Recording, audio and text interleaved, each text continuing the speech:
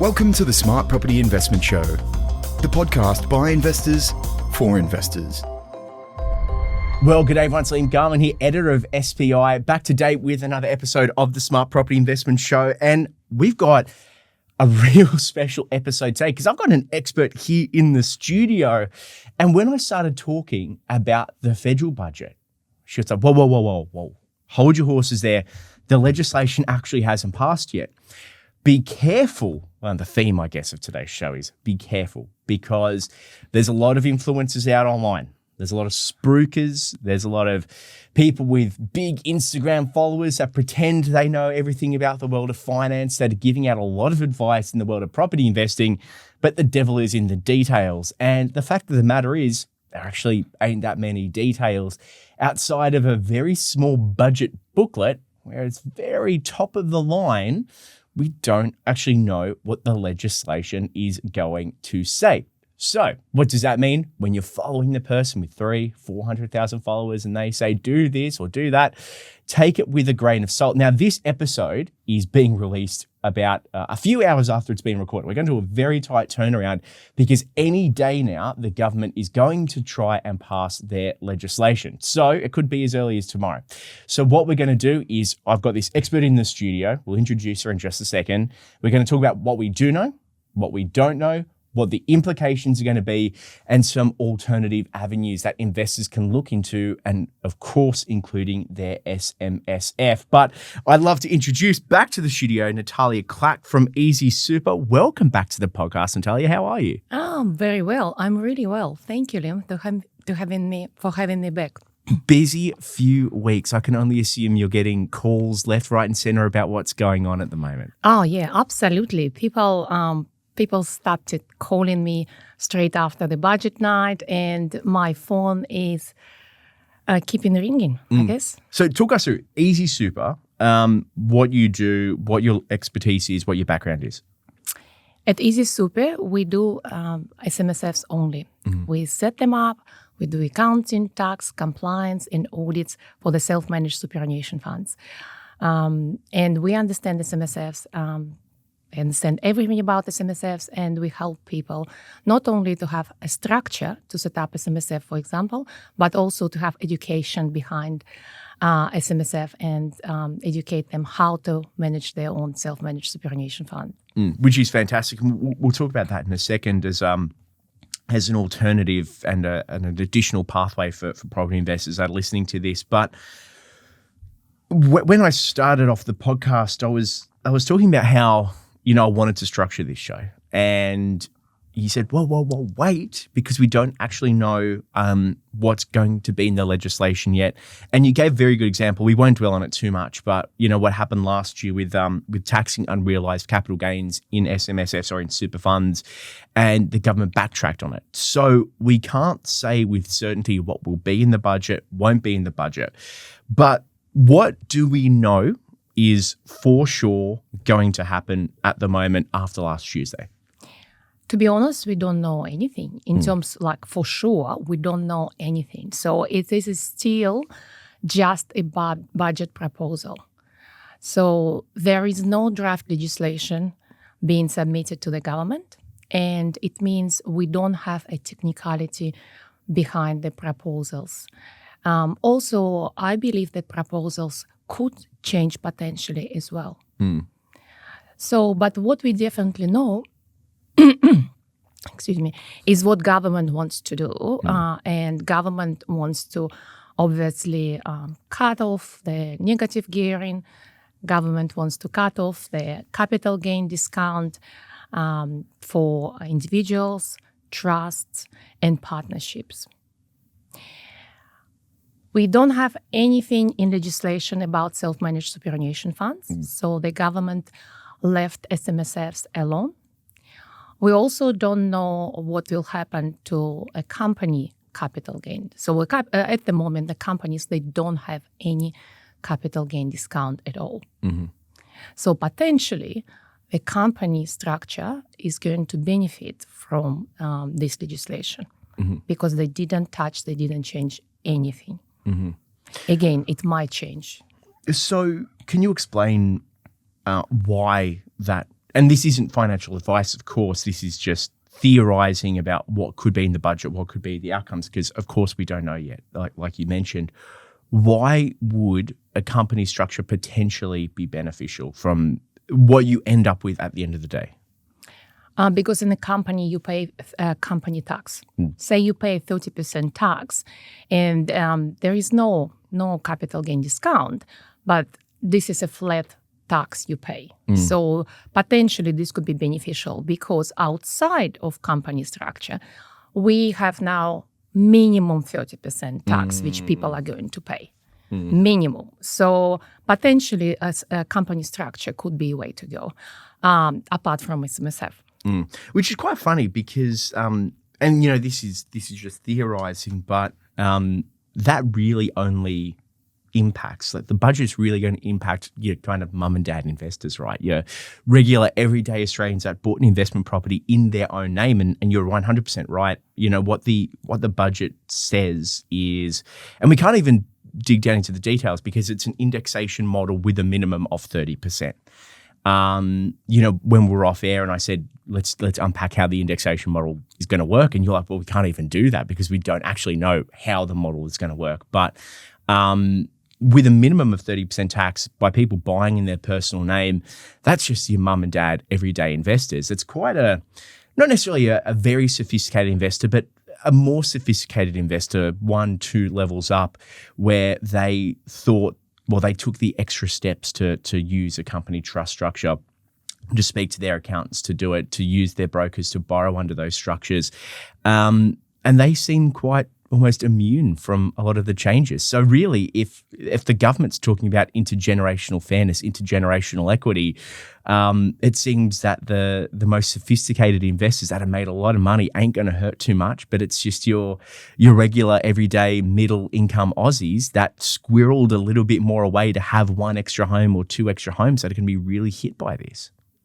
I agree with you. I think the government supposed to target the wealthy individuals, but I don't think they reach their goal. I think it's going to target moms and dads, like you said, you know, people who just are trying to get ahead in life and planning for their future and trying to make a little bit more money outside of their business, outside of their employment, and someone who has 1 or 2 investment properties.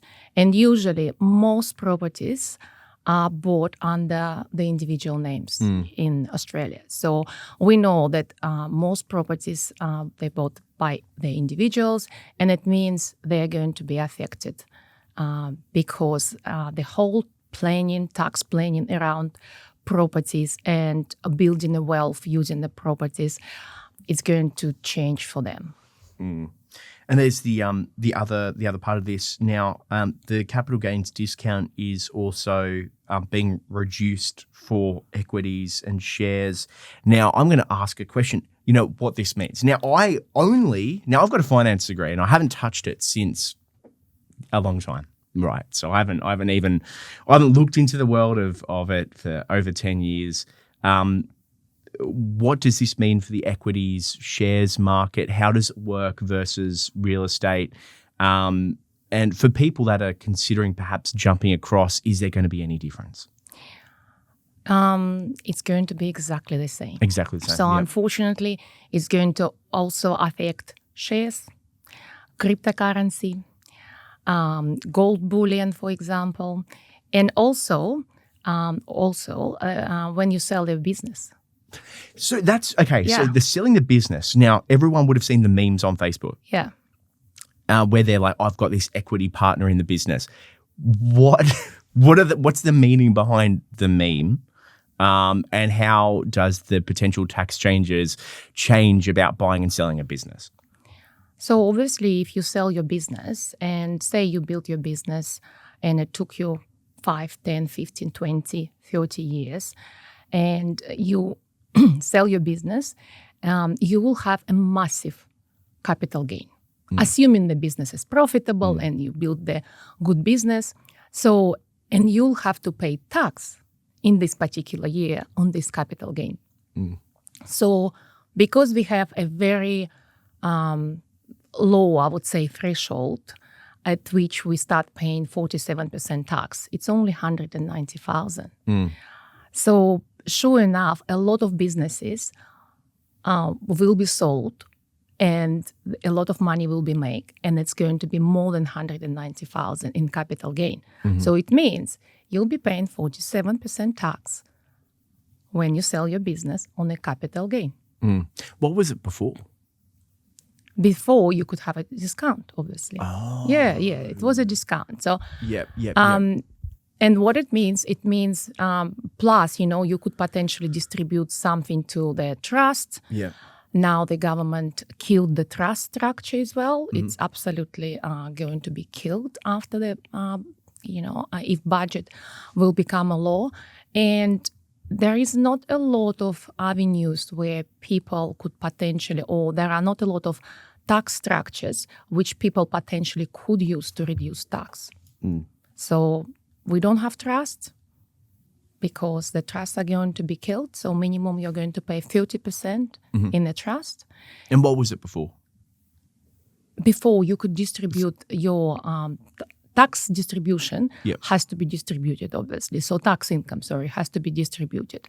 And before, you could distribute it to low income family members, for example. For example, if you had adult children and they are over 18 and they're still studying, not working, so potentially the business could distribute the income to the family trust, and family trust could distribute the income to the children who are not working, and potentially this is a way of reduce tax payable, because obviously you distributing it to the low income earners. Also, trust distributions used to be done to the bucket companies, and again, in a bucket company, you have a 30% tax you pay. So there are a few strategies available under the current legislation where you could potentially reduce tax payable. However, with a new legislation or potential new legislation, it's not going to work anymore. Tax structure is not going to work. So the new legislation, what we're expecting does it have to be distributed evenly, or it's the minimum? There's a minimum tax applied to it. Minimum tax is going to be 30%. And plus, it's going to be paid by the tax, by the trust structure. Oh, as opposed to as opposed to coming through under like an income tax. Yeah. Okay, that makes a lot of sense. So the kind of, I don't want to, put my words or mince my words, but the concept or the reason that someone would use a trust structure is kind of over. I agree. In some senses. In some senses. Yeah. I guess we still can use trust from the asset protection point of view. But when you think about paying higher tax or high tax, so then it's probably not going to make too much sense to use the structure.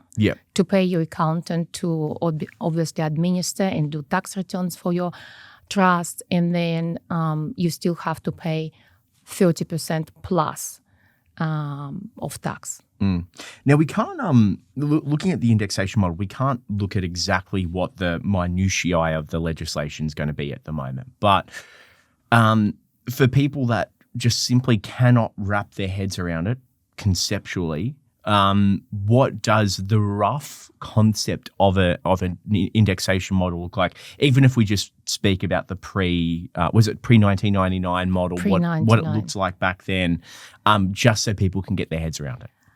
Look, it's going to be indexed based on, obviously based on the index, which government is going to be an index based on the government formula. That's the bottom line. So, and the cost based is for the property, for example, is going to be adjusted according to this index. So, again, we don't know how it's going to work this time around. Pre-1999, it was, worked in one way, and this time it's going to work, might be working another way. So to be honest, I can't give more comments about this particular formula and how it's going to work because we don't have any information, even a hint. Because indexation, what does it mean? For the government, we don't know. Yeah, because I was trying to do the maths myself, and it's very easy in a high inflation environment. It's very easy to see how you can have a discount greater than 50%, which is why the government tacked on, and I noticed in the budget papers, they tacked on one extra sentence, with a minimum of 30% tax paid. Because if we were to take the steam out of the property market, now I mean taking the steam out in terms of going back to that, what we always expected, which was that 7% per annum growth. Like just that was what it used to be. That's what a lot of investors started off with, that 7% per annum growth, but you buy an undervalued asset in a growth area and you can push that kind of 7% up. In a high inflation environment where you have inflation running at 3.8%, it's very easy to see on some indexation models how you might get a discount greater than 50%, which is why they had to put it at a minimum of 30% tax payable on the asset, because with inflation so high and coupled with low growth, there was potential that it actually might have been better for a lot of investors. Yeah, I think, like the idea is, so minimum is 30%. So people, you can basically distribute, for example, capital gain to or income to low income individuals, because if, for example, you're earning only 20,000 and the income is distributed to someone who earns 20,000, potentially they paying no tax. Yeah. Right? So what government is saying that no, even if you're earning 20,000 or say zero, right? If you get income distributed to you from the trust, you're still going to pay 30% tax, no matter, even if you don't have any income at all. So they just want to avoid people distributing it, like I said, to the adult children or to the family members who are not working, and this way reducing their income. Looking at alternative avenues for investment, in particular SMSF, where does the recent budget leave SMSF investing? There was nothing in the budget about SMSFs. So hallelujah, that's good, right? We want that. absolutely loved it. Yeah. Because we had enough of drama with Division 296 in the last 2 years. So government gave us a break, which is great.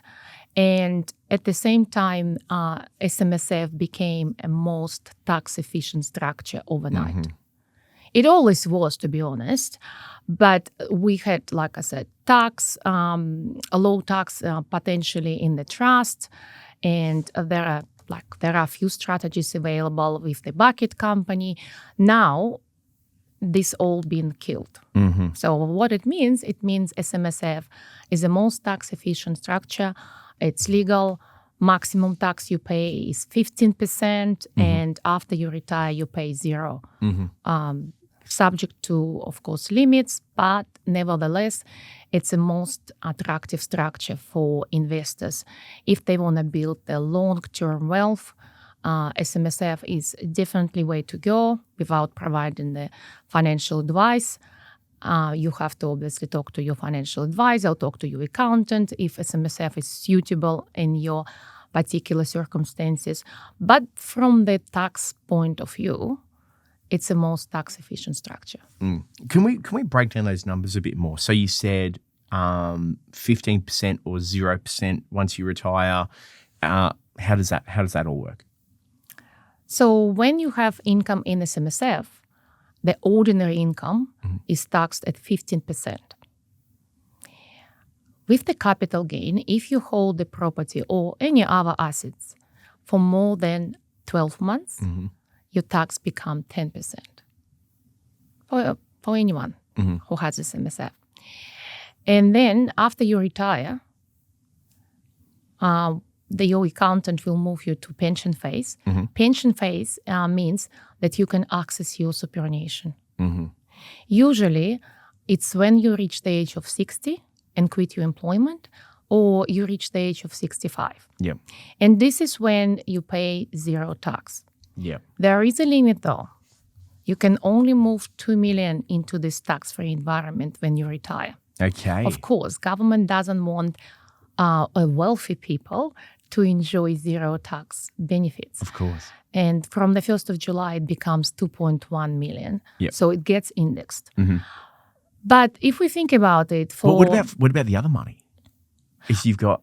if you have more than 2 million, for example, you have 3 million, you pay normal SMSF tax, which is again 15% and 10%. Okay, got you. It's still much, much better than having investments and having an income outside of super. For sure. And considering that you can access it at any time after you retire, then there is no brainer. You should invest in SMSF structure and use this structure to save on tax legally. Yeah. That's very important to understand. So again, before the government announcement, SMSFs were competing with trust structure and a few other tax planning strategies. Unfortunately, after the new budget, or when it becomes a new law, after 1st of July 2027, SMSF will be the only structure where you can pay minimum tax in Australia legally. Okay, that makes a lot of sense. A lot of the headlines that have been coming around, you don't get negative gearing in an SMSF, do you? It's not like you don't get a negative gearing. Yeah. It's like you can't enjoy it as much as outside of SMSF. Because what negative gearing means, it means that if your property has, certain income, say rent, and rent is lower than expenses for this property, and expenses include the interest repayment, any repairs, management fees, etc., etc. So potentially you can claim it against your other income. So this loss, rent minus expenses, if it's negative, you claim it against your other income. And because everyone is paying tax at their marginal tax rate, whatever your rate is, it could be 37%, it could be 45%. So you offset this negative gearing against your income, any income, not only income from the properties. So in SMSF, you paying 15% tax. So you still offsetting negative gearing against your income. However, the benefits are not as high as if you are offsetting it against your individual income, because you're only saving maximum 15% tax. I guess that's a difference. Plus, in SMSF, what income do we have in SMSF? In SMSF, we can have income from, for example, the interest on the term deposit, or rent from the property. Dividends. Dividends from the shares. So this type of income. And we also have contributions. Contributions, personal contributions, employer contributions. They are income as well. So this is where it gets offset against. But again, maximum saving is 15%. So it's not correct that you're not enjoying negative gearing. It's just like you're not enjoying to the same degree like you enjoy outside of SMSFs. So say there are listeners that are jumping on this podcast, that they're listening to this and they're saying, well, seems like a very efficient way of me continuing my property investment journey for whatever reason. I don't want to do it outside of my SMSF. Where do you start in terms of building an SMSF? Who do you go to? How does the process work in developing it? And how can one buy property in their SMSF once it's all set up? First of all, you need to understand that SMSF is a complex and very compliant structure. So you need to understand the rules, you need to understand the compliance, and you need to understand how to run your own SMSF. It's becoming more and more popular to have your own SMSF. It doesn't cost as much as it used to be 20 years ago. For example, 20 years ago, you would pay sometimes $10,000, $15,000 to set up SMSF. It is much, much more affordable now. And to start SMSF, you don't need to have hundreds of thousands of dollars. What you need to have as under legislation, you just need to have assets in SMSF. In order to set it up, you have to have assets in your superannuation. And what the assets are, it could be $1 because $1 is asset. Yeah. So technically, you can set up SMSF with a very low balance, which is not what I recommend. Again, it's not a financial advice because there are still fees involved. So it has to be tax efficient and it has to make sense in your particular circumstances. When people ask me, should I set up SMSF if I only have X amount? I always say we don't provide, obviously we can't provide you with advice. What I'm saying, you have to calculate the benefits of having your own SMSF versus the fees you're paying when you run your own SMSF and versus the fees you're paying in the industry or retail superannuation fund. It's simple like that. Just do your calculations and make sure it makes financial sense for you. But first step is obviously to understand the compliance, to understand the structure, and to understand how it works. The second, to have a clear plan of where you want to invest your superannuation. Because one thing is to set up the structure, which we do at Easy Super. But the second thing is have a clear understanding. Okay, now I have money, my superannuation, in my SMSF's bank account. What I'm going to do about it? How I'm going to make sure I'm actually making more than my current superannuation fund. That's for me. So otherwise it doesn't make sense. We don't set up SMSF for the sake of it. We set up it so people can make more money for their retirement. So these two things, understanding the structure and compliance and understanding what your investment strategy is, where you're going to invest your superannuation. It's very important. So they've set it up now. They're good to go. They found a house that they want to buy in their SMSF. How do they go about doing that? They have to go to the accountant.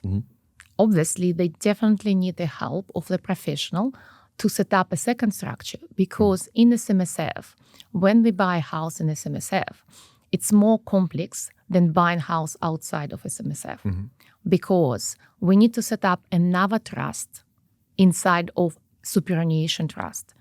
It's like a trust within a trust. Yeah, it's a trust within a trust. It's called bear trust, holding trust, Yep. to hold this property. And this structure has to be set up correctly. If it's set up incorrectly, people might end up paying double or triple stamp duty. Wow. Yeah. So, are you serious? Yeah, absolutely. How does that work? Because there are rules around setting up the structure. Yeah. There are rules what name should be on a contract, and different states have different legislation in terms of the order of signing bare trust versus the property contract, etc., etc. So you definitely need a professional advice. So it'd almost be like you buying it and then your trust buying it from you and then a trust from the trust buying it from the trust. Is that how you end up paying triple stamp duty? Absolutely, yeah. Because once you repay, say you repaid the loan, and you want to move your property from the bare trust into the SMSF, because that's it. You don't need bare trust anymore. So if the structure hasn't been done correctly, say 10, 15, 20 years ago when you set it all up, you might end up paying another stamp duty. Yeah, okay, that makes sense. So that's very dangerous, and people don't find out about it until that the bill's time. There, until So, the Office of State Revenue sent correct. you your letter. Correct. So you need to understand that it's very compliant structure, like I said, and you need to understand the rules, and you need to have a specialist looking into it. Don't do it yourself. Please, don't do it yourself. Don't ask ChatGPT. Just go and pay the accountant's fees, and it's worth it. Do you see that a lot? People trying to do it themselves? Yes, I do see it a lot. Because people saying, oh, we are looking at the fees. We are trying to save, say, $1,000 for the sake of it. And people don't understand. They're playing with hundreds of thousands of dollars. 100%. And trying to save $1,000 on the professional fees. Yeah. Doesn't make any sense. No, not at all. No. Yeah, I mean, peace of mind, knowing that you can, knowing that it's done correctly is worth $1,000, you know. And I hate to say it, but look, if you're probably, if that's going to be that much of a concern to you, maybe going back to traditional investing rather than dabbling, because like you said, Natalia, you're, I mean, if you're at risk of triple stamp duty, I was playing around with the stamp duty calc the other day, and it's very expensive now. You know, like it's very expensive. You know, it was like, what was I doing for like it was just a normal place, just a normal apartment in Sydney. It was like 1.6 and it was like 64K. And I'm like, that really adds up. You know, it's like massive. Yes. And if you go bang, bang, bang, that's where you get 180 grand by the end if you sum it 3 times because you've done it incorrectly. But anyway, you know, at Easy Super, you offer quite a lot of education to people that want to upskill in this area. What are some of the most important areas that you think people need to upskill themselves on because they're maybe dangerously under-resourced and under-knowledged in a certain area? I think people need to understand where they can invest using SMSF structure. I come across a lot of people who have SMSF, but they don't understand even where they can invest, which is quite interesting, right? Right? Because they, for example, they invested in say they invested in property, but there are other things they can do with their superannuation. And because they're scared of doing anything, they have the rest of their money sitting in a bank account doing nothing because they don't know what else they can do. They're lacking education. Yeah. This is one thing. So people need to learn again and educate themselves on where they can invest their money. Because obviously the goal is to grow their wealth. Yeah. We don't want money sitting in a bank account doing nothing. That's for sure. Again, not financial advice. It's a common sense advice. The second thing is that people need to understand that they are responsible for running their own SMSF. And it's a long-term game. It's not, you're not setting it up for 1 year or 2 years. You're setting it up for potentially 20, 30, sometimes 40 years. Yeah. So you need to understand. The third thing is that people need to understand their compliance side and need to understand how to put more money in and when they can access their money. Again, it's very important to understand you cannot access your money, you cannot borrow from your SMSF whenever you want to. It's not the structure where you can just borrow $1,000 to pay the bills and then put it back. It will be a breach. Yeah. And a lot of people think and mix up the bank accounts and think it's just a mistake. It's not. The auditors, the ATO, doesn't treat it as a mistake. They treat it as a borrowing. Especially if you if you borrow from your SMSF because you are short on paying the bills. And then you think, oh, but I put it back 1 week later. It doesn't work like this. Yeah. It's not your bank. So it's completely separate entity. So people have to understand no touching for the personal use until you retire and until you're allowed to touch. And the second, you need to understand how you can put more. Because now we want to build this retirement nest for the future. And there are ways how you can put more money into the structure so you can grow wealth in a 15% tax environment versus 47% tax environment. So that's very important. So contributions rules are very important. That's very telling. I remember last time you and I had a podcast, and for everyone listening to this, make sure you go back as well if you want to learn more about how to upskill in this area. But how easy it is to make that mistake. I remember last time you saying that you've seen in the past where people they kind of get their bank accounts mixed up and they accidentally take money. What's the risk? You know, what happens if you get caught borrowing from your SMSF? What happens? The risk is a penalty. Yeah. Administrative penalties, and each penalty is 60 penalty units. Each breach is a 60 penalty units, and it's about 20 grand. So Wow, potentially, from a mistake. Yeah, from mistake. Yeah, potentially. I'm not saying that ATO will penalize you every time you make a mistake. Of course not. But potentially, it's a $20,000 penalty per breach. So you don't want to play with ATO. That's for sure. Oh, yeah, they'll find out. Yeah. Looking at the positives, because we got to go back to the positives of the SMSF. Let's go to the positives. So potentially we're now looking at an environment, indexation aside, but minimum 30% capital gains tax if you sell a property. I think it's still after holding it for 12 months, but the devil's into the details, but we don't have the details yet.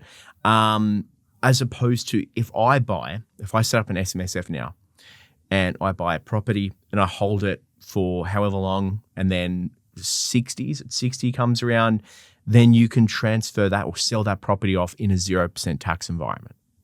Correct. That's absolutely correct. That's the plus side. Yeah. If you hold on to it and you reach the age of 60 and retire, quit your employment, and sell property after that, you pay zero tax. So that's a plus side, because I mean, if you're holding on to something for 20, 30 years, it's not, obviously we can't project anything, but it's not outside of the realm of plausible that, will double, triple, plus, depending on where you buy in that time. But then also the regular rental increases over that time, and you probably will find you'll have a positively geared asset at that point as well, which is paying money into your SMSF. So it's about deploying capital more productively at the end of the day.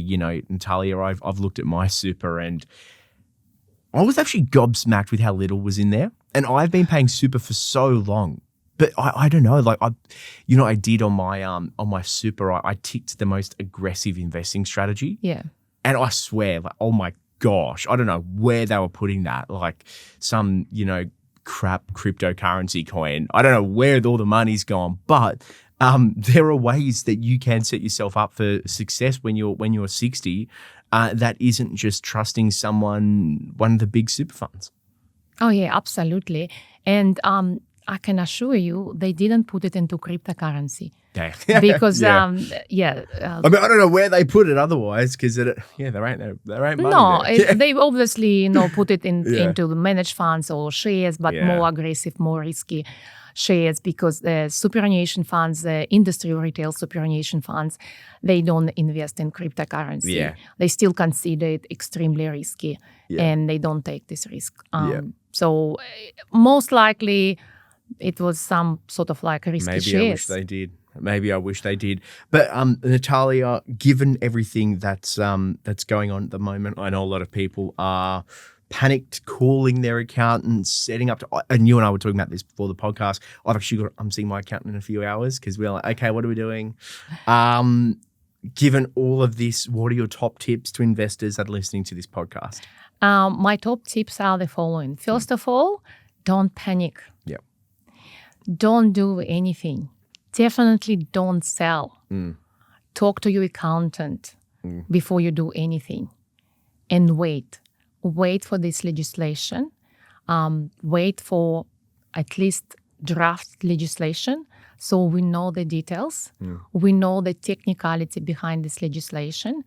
And then we can plan. And we can advise you as your, obviously, accountants or advisors. We can advise you and plan for you what to do next.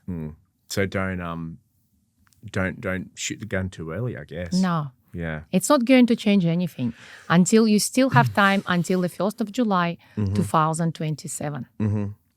It's over a year. It's got quite a while. Exactly. Yep. So you still have time to make this decision. Yeah, no, that's very sage. Now, Natalia, if people want to get in touch or see how Easy Super can help them on their SMS journey, how can they get in touch? Visit the website maybe? Visit the website, easysuper.eu.